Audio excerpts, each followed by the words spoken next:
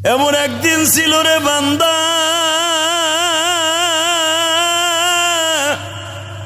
তোর চাচারা গরু কিনতো, তোর বাবা গরিব ছিল, গরু কেনার তৌফিক ছিল না। এমনকি 2000 টাকা দিয়ে একটা গরুর ভাগ রাখবে তাও তৌফিক ছিল না। আজকে তুই 2 লাখ টাকা দিয়ে কোরবানি দাস, তোর বাবা আজকে দুনিয়ায় নাই রে।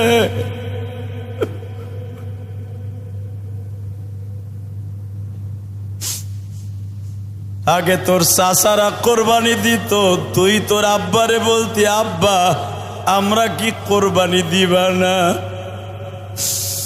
আব্বা সন্তানের চেহারার দিকে তাকায়া বলতো, বাবা রে ঈদের বাজার করতে পারি না, কোরবানি দিব কি দিয়া?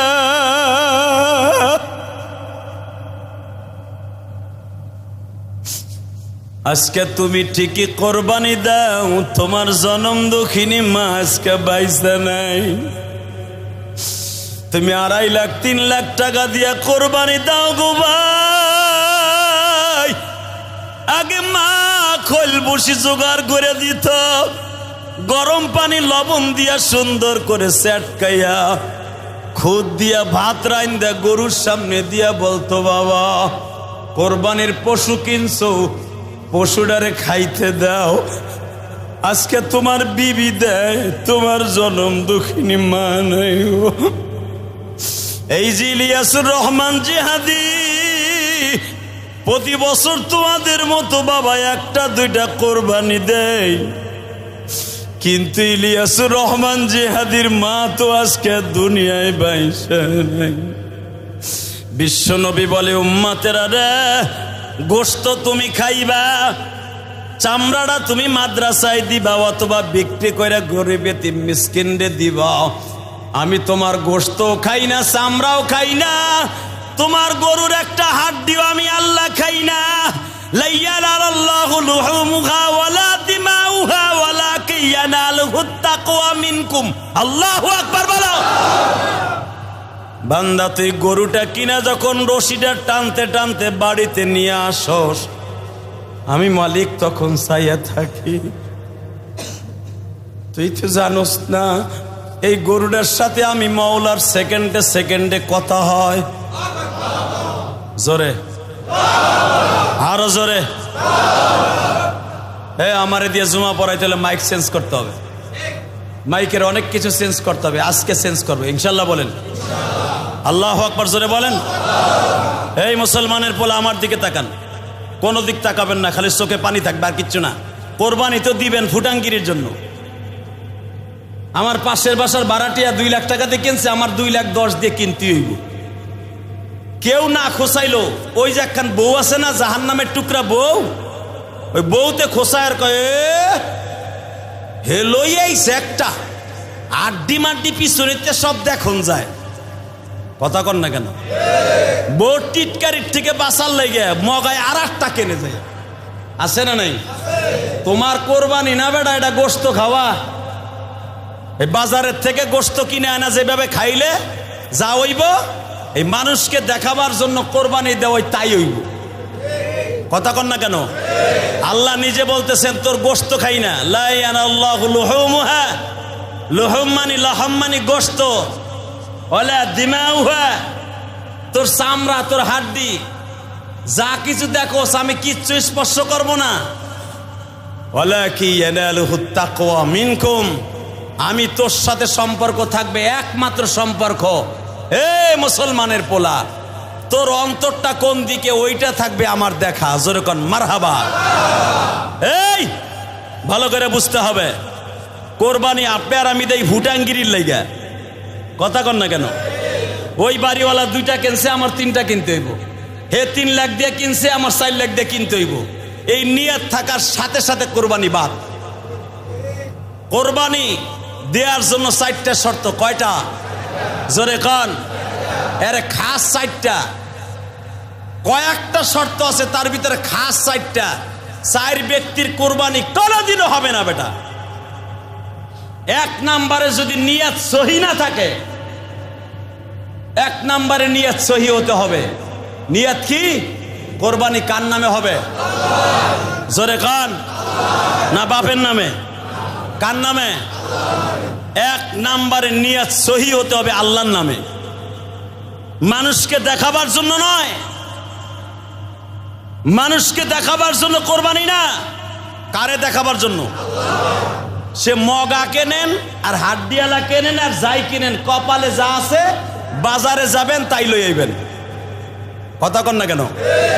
আল্লাহ কিসমত তোমার কাছে, আল কিসমতুল জিজা, কিসমত তোমার হাতে, যা যা তুমি দিবা।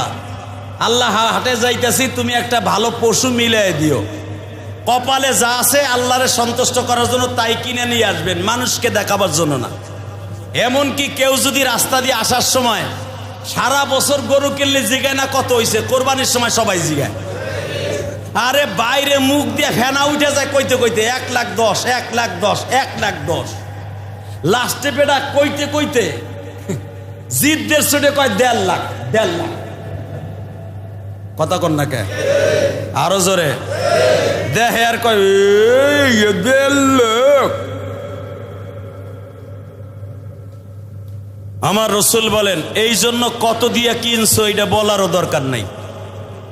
কথা কন। ঠকসোনা জিতছো এটা কারো কাছে বলার দরকার নাই। ঠকসোনা জিতছো কে জানে? যদি কেউ জিজ্ঞাসা করে ভাই কত নিছে, ভাই নিছে, আর কইতে পারবো না, আল্লাহর নামে দেব, যার নিচে নিচে। আলহামদুলিল্লাহ বলেন। মাসলা মনে থাকবে, দাম বলার দরকার নেই, আয় পড়বেন চুপচাপ করে ইনশাল্লাহ বলেন। তাহলে এক নাম্বারে ওই ব্যক্তির কোরবানি হবে না যেই ব্যক্তি মানুষকে দেখাবার জন্য দিবে। দেখাবেন কারে? 2 নাম্বারে আপনার টাকাটা সহি হতে হবে। সুদের টাকা, ঘুষের টাকা, বুইনের মাইয়ের টাকা, গরিবের টাকা মাইরা মগা বেড়ায় সুদ ঘুষের টাকা দিয়া, চান্দার টাকা দিয়া গরু কানে 20টা। কথা কন না কেন? বিএমপির দেখবেন যতগুলো নেতা আছে, কয় নেতায় হালাল টাকা দিয়ে কিনে, ভালো করে চিনবেন। আওয়ামী লীগের আমলে যতগুলো নেতা ছিল, কেরানীগঞ্জ কন আর গোপালগঞ্জ কন আর কিশোরগঞ্জ কন আর নবাবগঞ্জ কন, রংপুর, ফরিদপুর, মাদারীপুর, যাই কন, শরীয়তপুর, কয় বাট পারে হালাল টাকা দিয়ে কোরবানি করছে, আপনি একটু ভালো করে বুঝে দেখেন। কথা কন না কে? আর নেতাকে গরু কিনা লাগে না তো, নেতাকে গরু এমনি কর্মীরে কিনে দিয়া জিগায় ভাই এটা কার লাগে, কয় ও নেতার লাগা। ভালো করে বুঝবা মুসলমানের পোলা, নেতারে খুশি করার লেগে এত কিছু করলা, আমার আল্লাহরে খুশি করার লেগে কি করছো? আমার আল্লাহরে খুশি করার লেগে একটা গরু কিনবা, একটা খাসি কিনবা, অথবা একটা দুম্বা কিনবা, একটা ছাগল কিনবা, এতে আমার মওলা খুশি। আরো জোরে বাজান রে। 2 নাম্বারে কি হবে বলেন? পয়সাটা হালাল হতে হবে। জোরে কন। 3 নাম্বারে বাবা, কোন মানুষের নামে কোরবানি হবে না, কোরবানি হবে কার নামে? আরো জোরে। 4 নাম্বারে কোরবানি নষ্ট হয়ে যাবে, তোমারটা কবুল হবে না, কোরবানি সহি তরিকায় দিতে হবে। এটা তোমার কষায়ের গরু না, যেমনে পাল্লা হেমনে দিয়ে দিলা। বিশ্বনবী বলে কোরবানি নষ্ট হয়ে যাবে, কোরবানি নাজায়েজ হয়ে যাবে যদি কিবলার দিকে মাথাটা ঘুরানো না থাকে, অথবা তুমি জবাই দেওয়ার সময় কষাই যে ধাম করে নরলের মধ্যে একটা আঘাত করে, এইটা করার সঙ্গে সঙ্গে তোমার 5 কোটি টাকা হোক আর 1 কোটি টাকার গরু হোক, সাথে সাথে হারাম হয়ে যাবে। ভালো করে বুঝা গো, কোরবানি ওই ব্যক্তির পরে ওয়াজিব। ভালো করে বুঝবেন, কোরবানি ওই ব্যক্তির পরে ওয়াজিব যেই ব্যক্তি ঈদের 3 দিন, বলেন কয় দিন? আর জোরে। জিলহজ মাসের 10, 11, বলেন 10, 11, 12, 10, এই 3 দিনের ভিতরে যদি 52 তোলা রূপার টাকা পরিমাণ টাকা কারো কাছে থাকে, 1 ভরি রূপার দাম কত? খুব দ্রুত রেজাল্ট দিবেন। এক ভরি রূপার দাম কত? এত দাম বেড়ে গেছে গা, 5,000 হয়ে গেছে। এক ভরি যদি 5,000 হয়, 52.5 তোলার দাম কত হয়? ডাইরেক্ট খুব তাড়াতাড়ি। আমি তো জানতাম 1500, বুঝি না 2000। হ্যাঁ, 2,60,000 নাকি? 52.5 তোলা রূপা যদি কারো বাড়িতে থাকে, অথবা ওই পরিমাণ টাকা যদি কারো কাছে থাকে, বুঝছেন ভালো করে, 52.5 তোলা রূপার দাম, এখানে স্বর্ণ না, রূপা। ওই 3 দিন, সারা বছর না, ওই 3 দিন কারো কাছে যদি 2 লাখ টাকার উপরে থাকে, সারা বছর তার খাওয়ান দাওয়ান ঠিক আছে, চলতেছে ফেরতেছে, কোনো সমস্যা নাই, ঋণ নাই, কিন্তু 2 লাখ টাকা কারো ঘরে আছে, কোরবানির ওই 3 দিনের ভিতরে আপনার ঘরে আছে, আপনার পরে কোরবানি ওয়াজিব। আলহামদুলিল্লাহ বলেন। অনেকে কয় আমি তো ঋণী আছি 5 কোটি টাকা। তুমি ঋণী 5,000 কোটি টাকা থাকো, ওই 3 দিনে যদি 2 লাখ টাকার উপরে 2,10,000 টাকা তোমার ঘরের মধ্যে চলে আসে, যে কোনো ভাবে চলে আসে, হারাম ভাবে না হালাল ভাবে, এবং ওই টাকা দিয়ে কোরবানি দিলে তোমার কোনো সমস্যা হবে না, ফ্যামিলি চলবে কোরবানির পরে, ইনশাল্লাহ তারপরে কোরবানি দিয়ে আপনার পরে ওয়াজিব। আলহামদুলিল্লাহ বলেন। বাজান রে, ভালো করে বুঝবেন, কোরবানি 1 নম্বরে আকেল বালেগ হতে হবে। 1 নম্বরে কি? বালেগের পরে কোরবানি ওয়াজিব। বালেগ পুরুষ, কোরবানি ওয়াজিব। আকেল হতে হবে, বালেগ হতে হবে। পাগলের পরে কোরবানি ওয়াজিব না। পাগল যদি 1000 কোটি টাকার মালিক হয়, তারপরে কোরবানি ওয়াজিব না। নাবালেগ, বাপ মারা গেছে, 1000 কোটি টাকার আইকা স্ট্রোক করে বাপ মারা গেছে, ওই নাবালেগের উপরে কোরআন শরীফ কোরবানি দেওয়া ওয়াজিব না। আলহামদুলিল্লাহ বলেন। আপনার আমার পরে যাদের কোরবানি ওয়াজিব আছে, ভালো করে বুঝবেন, কোরবানির দিনে কোরবানি দিবেন। আলহামদুলিল্লাহ, আমার কোনো কষ্ট নাই গো বাবা, কিন্তু তাদের মনে বেশি কষ্ট লাগবে। গত বছর বাবা বাইসা ছিল, গরুর রশিটা ধরে বাবা খোলবুসি খাওয়াইতো, মা গরম পানি করে গরুটার সামনে দিত। গত বছর কোরবানি দিতে পারি নাই, মা বলতো বাবা কোরবানি দিবি না। মা, টাকা পয়সা লস খেয়ে গেছি, সরকার আমার পতন হয়ে গেছে, ঘরেই তো থাকতে পারি না, কোরবানি দিব কেমনে গো মা। আজকে যখন ঘরে আসছি, মা বারবার বলতেছে, বাবারে কোরবানি দিবি না, বা কোরবানির পশু কিনতে যাই, দোয়া কইরো। কিন্তু বাজান, মার কাছ থেকে দোয়া লইয়া কোরবানির পশু কিনতে যাইতেন, আজকে ঘরে জনম দুঃখিনী মা নাই। বিশ্ব নবী বলে, উম্মতেরা রে, আমি জানি তোমাদের অন্তরে কষ্ট লাগবে, আপনি কোরবানির পশু কিনতে যাই, আমি একটা দামি কথা আপনাদের শোনায় দিব। কেউ যদি কোরবানির সহি তরিকায় পশু কিনতে যাইতে চান, হালাল টাকা লইয়া, আগে টাকাটা পকেটে লইয়া মা দুঃখিনীর ঘরে চলে যাবেন। আলহামদুলিল্লাহ বলেন। কার ঘরে? জোরে কন। যদি কন, হুজুর আমি তো মার ঘরে যাই না, আমি যাই আগে বোর ঘরে। নবী আমার বলেন, বোর ঘরে যাও, দুঃখ নাই। তোমাদের যাদের মা বাবা আছে, কোরবানির টাকাটা লইয়া মার হাতে দিবা, মার কাছ থেকে বরকত দিয়া বলবা, মা টাকাটা ভু দিয়া দে। তোমার জনম দুঃখিনী মা তোমার টাকাটা হাতে নিয়ে বলবে, যা বিসমিল্লাহ যা। আমি বিশ্ব নবী বললাম, আমি 11 বার কোরবানি দিছি রে উম্মতেরা। আমি মদিনায় যাওয়ার পরে কোরবানি দিছি। আল্লাহু আকবার বলো। আমি নবী হওয়ার পরে 11 বছর একাধারে কোরবানি দিছি। আমি নবী 100 উট কোরবানি দিছি, 50টা দিছি। আমি যেই বছর হজ করছি, বিদায় হজ, আমার নবী 100-র উপরে কোরবানি দিছে। আল্লাহু আকবার বলেন।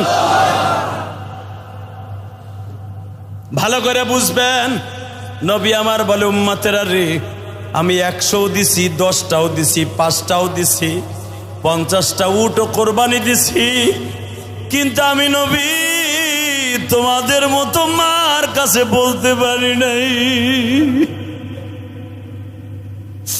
এটা আমি বলি নাই, আমার নবী বলেন, উম্মতেরা রে, তোমাদের যাদের মা বাবা আছে, মা বাবার সামনে নিয়ে পশুটা কোরবানি দিবা।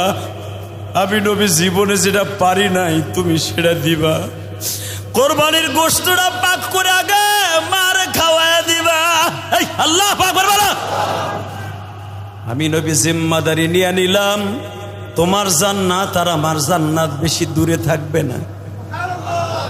আমি আপনাদের দুইটা পাও ধরে বলবো, যারা টাউনে কোরবানি দিবেন আমার কোনো দুঃখ নাই, মায়ের কাছ থেকে আগে একটা টেলিফোন করে দোয়া নিয়ে নিয়েন, জোরে কোন আমিন।